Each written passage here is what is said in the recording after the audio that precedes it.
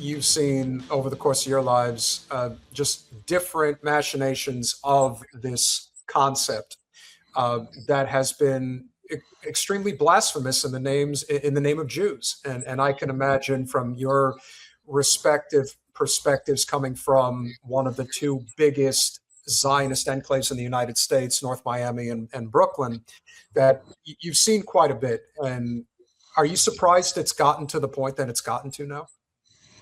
No, I'm not really surprised. I think that was always the plan for them, was to like take over, like, and they're trying to do it all over the world, obviously. But that's always been, that's been where they've been headed. But no, it's like I'm happy to be out of there, to be honest with you. I mean, it was like, they make your life miserable. I mean, they're not nice people. Yeah, and we were brainwashed as kids. Yeah. Everybody was a Zionist. Everybody was gung ho Israel. Yeah. Yeah. When did it first occur to you, like, when, Dad, did you first think that what I was saying was like serious? Because I know at first you were still kind of resistant to this idea of Israel being the bad guy. You mean, oh, yeah. What was it that you realized that it was bad? I don't know. It's a while. Probably you and me never stopping talking about it. I think that he had to go along with it at some point. It was sort of like, yeah, definitely. Listen, they are the bad guys. We are the bad guys. The truth is, yeah, the United States is the bad guys. And Israel is the bad guys. I mean, it's obvious, but not obvious to people, and good people. That's the thing that still freaks me out, is like, we have people that we care about that are Zionists. And it's like, and they don't get it. No, they aren't. They just don't get it. Or they don't want to get it. Or whatever blocks them. They think what keeps them safe is having a state of Israel. Yeah. I think it's the exact opposite. I think it's making us more and more unsafe by the day. Well, more vulnerable, absolutely. I think so. And more disliked, and people feel threatened. But yet when I look around here, it's like nobody seems to be threatened by people that are just Jewish. I mean, that's just our culture.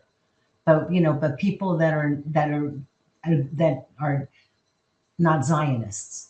Right. Yeah. Well, where you are now, it's fewer and far between. You don't have that many Jews around you now. No, just a couple. But the problem is, like, Peter, you've said it a lot of times. People don't get the difference between Zionism and Judaism. A lot of people. It's all the same. Well, we didn't. Like, we spent so many generations conflating those, just in how it's taught in synagogue. Yeah. It's taught in synagogue as part of Judaism. It is. Yeah, Shema Yisrael. It's like you stand with Israel. Yeah. And I was born the year that Israel, 1948. And you know what the date of the birthday of Israel is, people? It is today. It is May 14th, 1948. Yeah. My birthday, your year, was the creation of the state of Ziohel, is what I call it. And the good Lord above sent his only begotten daughter to earth to put a stop to this. And you may have to die for humanity's sins, Jen. Just remember that. There's a reason you're here. Now, I've always maintained that I think Zionism is so interwoven with the worst elements of capitalism, in that so much of this is about economic class. Because if you think about it, if you come from a working class Jewish background, even a middle class Jewish background, it's not anywhere near as common to support the state of Israel as it is for people in the upper classes of society. Now. Especially. Because, and Dad and Mom, you guys know, like, my dad's family especially, these were working people. These were working people, and they were definitely pro-Zio. Okay, but I do think it's different now. I think that now there is somewhat of a economic component. Yeah. And I do think that, Herzl and a number of those guys, Ben-Gurion, they took full advantage of the fears, if you will, during and following the Holocaust. I mean, obviously there were things that they were playing into, and specifically because such a significant portion of the Jewish population that was exterminated was from Eastern Europe. They knew that they could kind of move in on that territory and just say, we're going to protect you now. And in the meantime, we're gonna kill a whole lot of innocent people, and we're gonna kill other people, but you'll be good. You'll feel safe, but you'll feel safe. Well, it's okay to exterminate the Palestinians. There's no problem with that. Get rid of all the Arabs, right? The Arabs, right? We were taught Palestinian. I was taught that was not real. Yeah. Well, yeah, there was no such thing as Palestinians. They were just all Arabs. Yeah, you had to get rid of the Arabs. That's why when AOC. Yeah, and that's why when AOC came out the other day, and we know she's going to be running for president, it's why when she came out the other day and she specifically said Gazans instead of Palestinians, it's like, don't think we don't see what you're doing. That is a deliberate move. That is somebody in your circle telling you that, hey, you know the rich Jews. And let's face it, this is also the dirty little secret about politics in the United States. The Jewish Zionists are predominantly Democrats, and the Christian Zionists are predominantly Republicans. So they split the difference.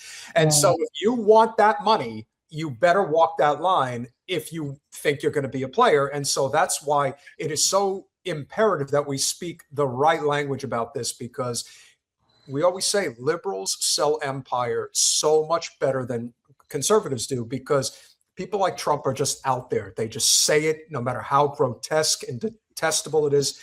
They'll say it and people can't ignore it. But then you have these other people that'll say it, that say it with more rosy language. And, we really want what's best for them, even if they're going to get killed. The Democrats buy you dinner before they rape you. Okay. That's the only difference. They give you a little something to eat first. Okay. A little something to nosh, right? Is that what you're talking about? That is what I'm talking about. Yeah. That is what I'm talking about. And my parents, I don't think you guys watch the news, right? You guys like to not know. No, in fact, recently I've kind of buried my head in the sand. Again. This government really makes me physically ill. Yeah. I don't even want to know what's going on. Yeah. There's nothing I can do about it except vote, protest, those kind of things. And even that. And I see what's going on, and we got a fucking moron for a president. Hey, excuse me, you're talking really, you may be Jen's parents, but you're terrible people if you're going to talk about me like that. You can't do that. Yeah. Have a little. No, but I understand. But do you think it's so much different than when you were younger, or are we just so much more aware of the grift? We're more aware. Time is gone.